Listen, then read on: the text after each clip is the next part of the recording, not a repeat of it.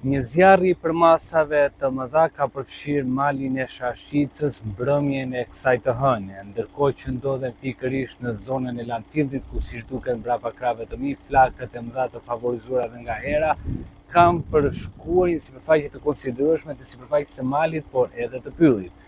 Ndërkohë që forcat zjarrfikse janë pozicionuar pranë landfillit të Sherishtës, aty ku edhe do të jetë më e rrezikshme nëse flakët përparojnë. Megjithatë, deri në këto momente, sikurse raportohen edhe nga emergjencat e prefekturës së Vlorës, por edhe forcat zjarrfikse, zjarri duke djegur sipërfaqe me ferra, por edhe bimësitë e egër pa rrezikuar banesa apo edhe objekte të rëndësisë së veçantë.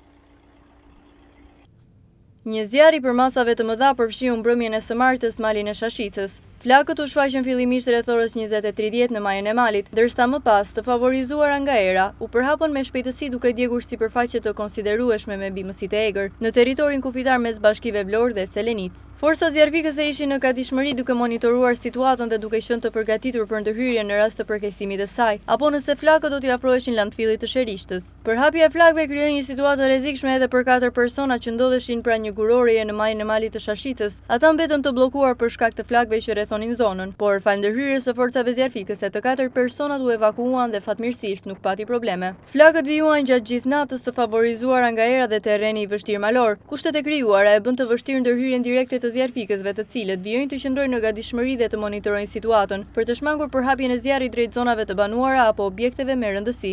Tashmë vatra e zjarrit në malin e Shashicës është izoluar. Gjatë orëve të fundit janë raportuar edhe vatra të tjera zjarri në Sevaster, Nart dhe në zona të tjera të territorit të bashkive Vlorë dhe Selenic, duke e bërë që shërbimet zjarrfikëse të jenë në terren dhe në gatishmëri për ndërhyrje.